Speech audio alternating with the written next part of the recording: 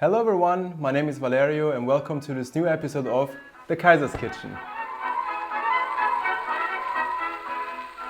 Today we will meet one of the most interesting and yet overlooked figures of 19th century Germany, Lina Morgenstern. But of course, we will not just explore a contribution to social reform, but also cook and prepare one of her very recipes. A French omelette crafted especially for people suffering from diabetes from the very early 1880s. Born in Breslau in 1830 to a socially engaged Jewish family, Lina Morgenstern was a successful writer, educator, and a pioneer of German women's movement. She moved to Berlin with her husband and became very quickly known for her commitment to improving everyday life through education, especially for women and children, and by building long-lasting institutions in the field of social welfare and caring for the poor. Lina Morgenstern campaigned for women's rights and peace, published extensively in the field of education and children's care, and took on leadership roles in civic life, for example by founding the Berlin Housewives Association in 1873.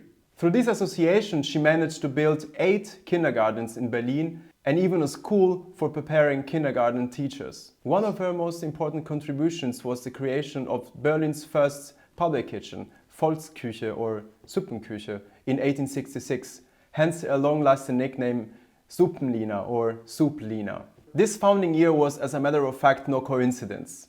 1866 marks the beginning of the so-called Austro-Prussian War, which caused, among other things, shortages of food, unemployment, and of course rising prices. Lina's Volksküche was a pragmatic and efficient way to solve many problems at once. It offered middle-class young women an occupation outside of their homes and enabled the production of cheap meals for the hungry civilians.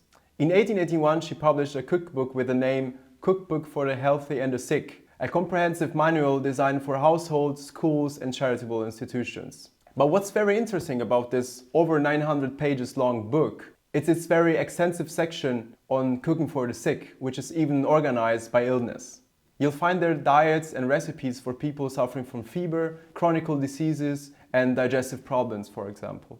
What makes this book remarkable and inspiring, in my opinion, is the way it recognizes the everyday labor involved in taking care of the sick. Behind every page of this book lies one and just one intention: to provide caregivers, mostly women, the required knowledge, practical support and clarity to fulfill their duties. By returning to this practical intention, today we will prepare one of Lina Morgenstern's recipes from her cookbook, a French omelette with the artificial sweetener saccharin.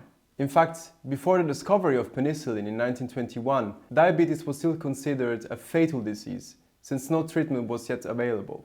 But still, in the 19th century, researchers started exploring new methods for detecting sugar in the body. In 1841, for example, the German chemist Karl August Trommer developed the very first urine test for sugar, which was further developed in the following years. In 1869, Paul Langerhans described specific cells in the pancreas, later called Langerhans cells. And by 1893, Edouard Laguesse hypothesized that they secreted a substance which was in some way involved in carbohydrate metabolism. In the absence of a cure, nutrition was in fact one of the few levers available for managing the disease. Lina Morgenstern's diabetic recipes reflect this pragmatic approach. What makes these recipes particularly remarkable is their use of saccharin, an artificial sweetener firstly discovered in 1879.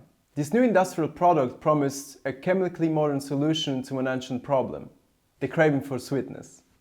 Lina Morgenstern's approach was modern and flexible. She integrated this new substance not only in drinks or jellies, but also in more substantial dishes. Like for example this simple but yet satisfying recipe for a French-style omelette sweetened with saccharin. It's a clever reinterpretation of a familiar food, adapted for a restricted diet. To prepare this recipe, you will need following ingredients: 4 egg whites, 4 egg yolks, 2 level spoonfuls of saccharin, 1 tablespoon cornstarch, 1 pinch of salt, 1 teaspoon rum, 1 tablespoon butter, and lastly saccharin sweetened fruit jam. One beats 4 egg whites to stiff peaks and mixes them into a well-stirred mixture of 4 egg yolks, 1 teaspoon of cornmeal, 1 pinch of salt, 2 measuring spoons of saccharin and 1 teaspoon of rum. Then one gives into an omelette pan 1 teaspoonful of butter, lets it sizzle and spreads the omelette mixture onto it, which is then baked for a few minutes in the oven without turning it over. Now, one spreads it with saccharine fruit marmalade and folds the omelette in half using a baking spatula.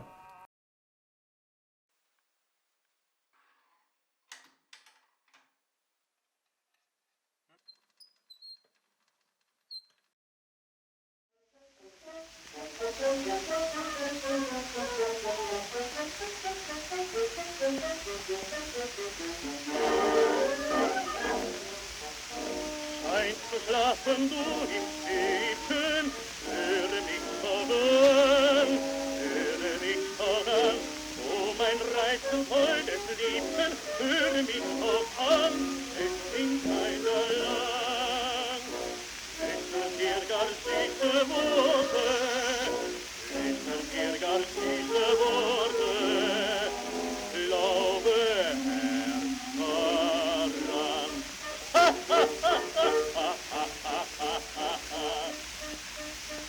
Öffne, holdes Kind, die Pforte, nur dem Freiersmann. Öffne, holdes Kind, die Pforte, nur deinem Freiersmann.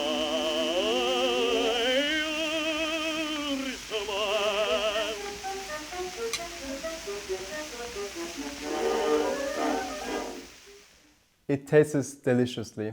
I was kind of tricked by the fact that the preparation is actually more of a pancake than of a classical omelette. So I was kind of expecting something like this. But I'm really surprised by how intense the saccharine tastes. The whole result is really impressive. It is a truly successful attempt to bring normalcy and enjoyment in everyday life, even in illness.